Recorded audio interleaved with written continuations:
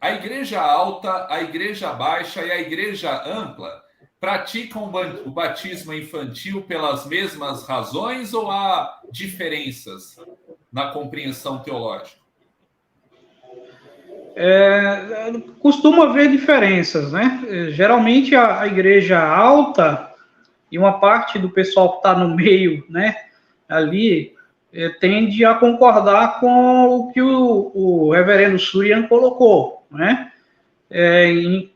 Costuma enxergar o batismo como tendo um caráter remissivo, né?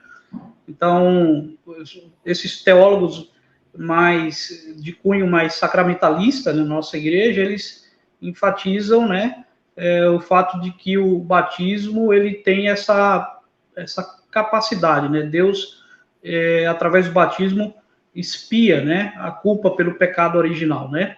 Então ele teria um caráter remissivo. E o pessoal da igreja baixa, né, tende a concordar mais com a posição do reverendo Denis, né? Então você tem basicamente, há quem possa até combinar um pouco essas duas visões, mas o anglicanismo, como ele é muito plural, né? Na realidade não existe praticamente uma doutrina oficial no anglicanismo, né? Mas a gente vai ver que, via de regra, existem essas duas maneiras de enxergar e defender o batismo, a prática do batismo infantil. Os teólogos mais alinhados com a reforma, né, os teólogos do pacto, eles vão defender que o batismo está baseado num pacto feito entre Deus e o seu povo. E os teólogos, né, os sacerdotes ou ministros mais alinhados à igreja alta, ou que tem uma visão mais elevada dos sacramentos, da hierarquia e dos símbolos e da ritualística na igreja, tendem a concordar com a igreja luterana, por exemplo, né, e com a igreja romana. Então, entendendo que o batismo ele tem esse caráter remissivo. Mas aí, de onde é que a gente deriva, né, a nossa compreensão sobre o batismo? Eu falei que não temos uma doutrina, digamos assim, uma visão oficial, mas a gente depreende dos 39 artigos de religião e mais ainda do livro de oração comum a nossa prática, né? Então, por exemplo, eu até separei o livro de oração comum no artigo 27, falando sobre o batismo, diz o seguinte: o batismo não é só um sinal de profissão e marca de diferença com que se distinguem os cristãos dos que não são, mas também um sinal de regeneração ou do nascimento novo, pelo qual, por instrumento, os que recebem um batismo devidamente são enxertados na igreja. As promessas da remissão de pecado e da nossa adoção como filhos pelo Espírito Santo são visivelmente marcadas. Então, você percebe aqui que na linguagem dos 39 artigos de religião, parece haver uma combinação, uma certa combinação com a ideia de que o batismo, como um meio de graça, ele comunica o perdão de pecados e expia a culpa, né, do pecado original, mas também ele, de certa maneira, vincula o batismo ao pacto, a doutrina do pacto, né, ao entendimento que os teólogos anglicanos tinham, no caso aqui o Thomas Cranmer, sobre ter uma teologia pactual. Aí a gente vai lá para o livro de oração comum, né, que é mais do que os 39 artigos de religião, ele tem um lugar de maior destaque, né? A gente costuma dizer que a regra da oração na igreja, para nós anglicanos, é a regra da fé.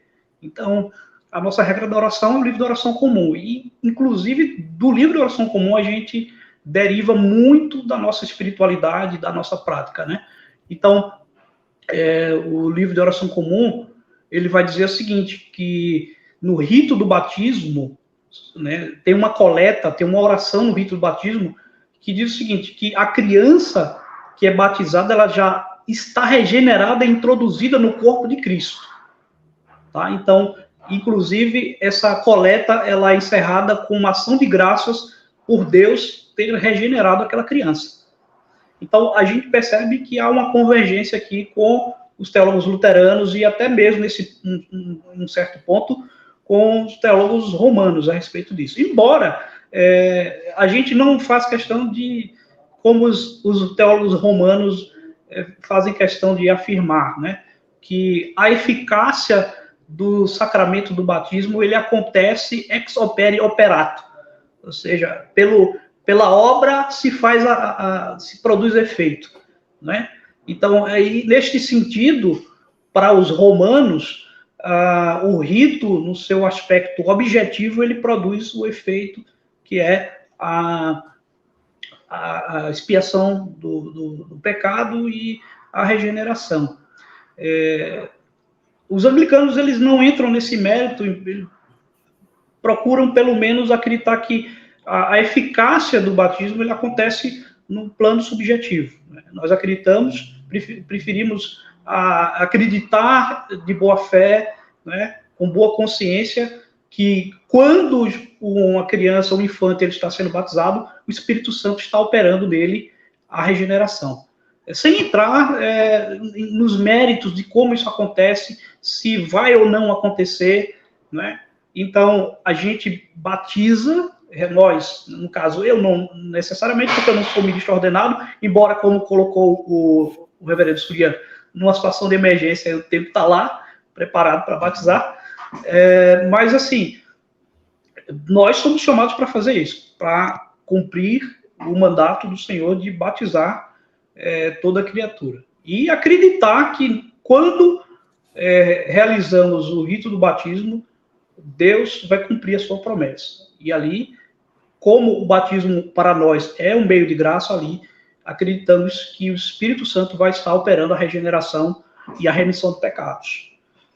Então, assim, por outro lado, a gente tem o pessoal, os irmãos mais alinhados com a reforma, né, que vai acreditar, vai dar maior ênfase à questão do pacto, né.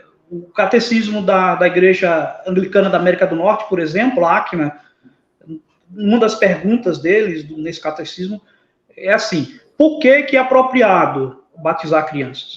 E a resposta é a seguinte: porque é um sinal da promessa de Deus de que eles são abarcados pela comunidade da aliança da Igreja de Cristo.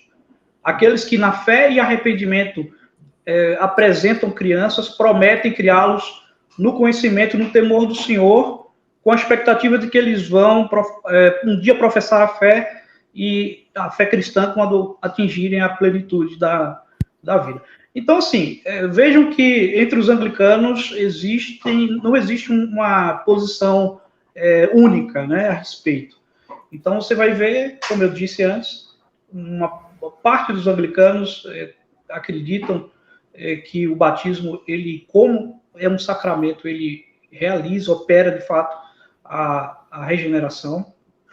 E outros que não afirmam, não chegam ao ponto de afirmar isso e preferem a linguagem, né, dos teólogos mais alinhados com a teologia do pacto.